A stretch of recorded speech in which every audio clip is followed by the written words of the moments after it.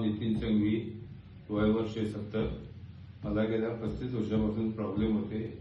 92-93 मला हत्तीरोग झाला आणि त्यातून व्हेरिकोज वेनचा प्रॉब्लेम झाला आणि सर्वसाधारणपणे 2005 पासून व्हेरिकोज वेनच्या जखमा होत होत्या.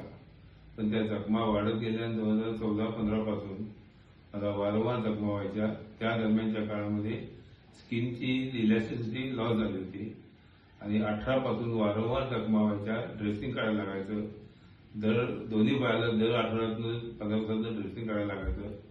अशा परिस्थितीमध्ये मी अगदी त्रस्त झालेलो असताना मला कर्मधर्म सहयोगाने इथल्या ॲक्युपंक्चरचा डॉक्टर पाटील संजय पाटील यांचा संदर्भ मिळाला आणि डिसेंबरमध्ये मी पहिल्यांदा डिसेंबर 2025 मध्ये मी पहिल्यांदा आलो. त्यावेळेला अगदी भीत ट्रीटमेंट चालू केली. सुरुवातीला डॉक्टरांनी 2 दिवस माझ्या पायाकडे सुई देखील लावली नाही.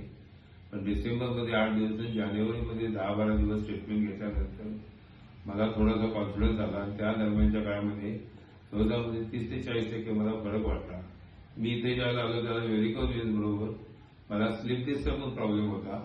पुण्यामध्ये मी राहतो सध्या. पुण्यामध्ये मला डॉक्टरांनी ऑपरेशन सांगितलेलं होतं, पण मटक्याच्या ऑपरेशनचा प्रॉब्लेम वाटला म्हणून तोही डॉक्टरांच्याकडे सांगितला होता. ऑपरेशन न करता स्लिप डिस्क आणि व्हेरिकोज वेन्स याच्याबद्दल मला सर्वसामान्य जानेवारीमध्ये 30 ते 40% 100% फरक वाटला आणि तिथून पुढे मी कंटिन्युअस जसं जमत तसे 4-8 दिवसांचे ट्रीटमेंट घेत आता जुलै-ऑगस्ट महिन्यापर्यंत मी ट्रीटमेंट घेतलेले आहे.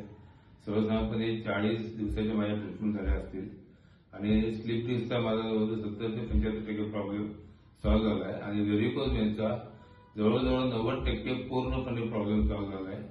गेल्या 7-8 महिन्यामध्ये मला ज्या जखमा होत्या त्या कमी झाल्या, त्या परत कधीही झालेल्या नाही आहेत. फक्त आता अगदी नॉमिनल 5-7% एवढी झालेली आहे आणि माझा पाय देखील भयंकर सुजलेला असायचा. पायाला चालताना त्रास व्हायचा, नको वाटायचं. पण पाय देखील माझा आता हलका झालेला आहे. पायाचा गोटा हे गेल्या 35 वर्षांमध्ये विसरलेलं होतं. आता गोटा अस्तित्वात याचा मला आनंद आहे. Okay, thank you. Nitin Sanghvi sir पुण्याहून आपल्या गडिंग येथील ॲक्युपंक्चर हॉस्पिटलमध्ये व्हेरिकोज व्हेन आणि हाती पाय आणि त्याच्यावर व्हेरिकोज व्हेनमुळे पायाला जखमा आणि पायाच्या जखमेमधून वाहणारं पाणी अशा कठीण परिस्थिती म्हणजे क्रिटिकल केसेसमध्ये आपल्या हॉस्पिटलला आले होते. तर आम्ही त्यांना ओनली ॲक्युपंक्चर ट्रीटमेंट दिली गेली. Only acupuncture, no medicine. काय सर तुम्हाला कुठलं मेडिसिन? मी कुठल्याही मेडिसिन घेतले नाही. आणि दुसरी गोष्ट माझ्या पायामध्ये की नाही जखमा व्हायच्या आणि वारंवार स्किन आपोआप फाटायची आणि त्यातनं पाणी भयंकर यायचं आणि घाण वास यायचा पाण्याचा. सगळं ड्रेसिंग ठेवलं, तिसऱ्या दिवशी कोबट वास यायचा, अशी परिस्थिती असायची. ती मात्र पूर्णपणे पाय माझा आता क्लिअर झालेला आहे. ओके, तर पाय दाखवा.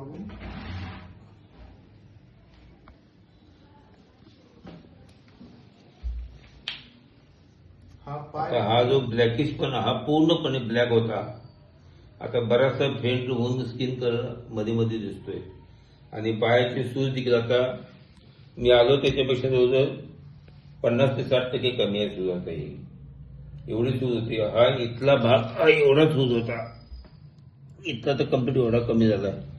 फक्त पेंढरीकडे मात्र कठीणपणा आहे. Okay, thank you.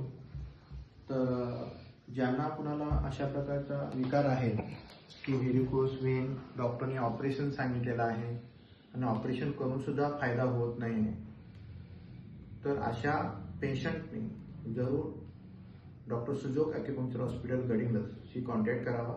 900848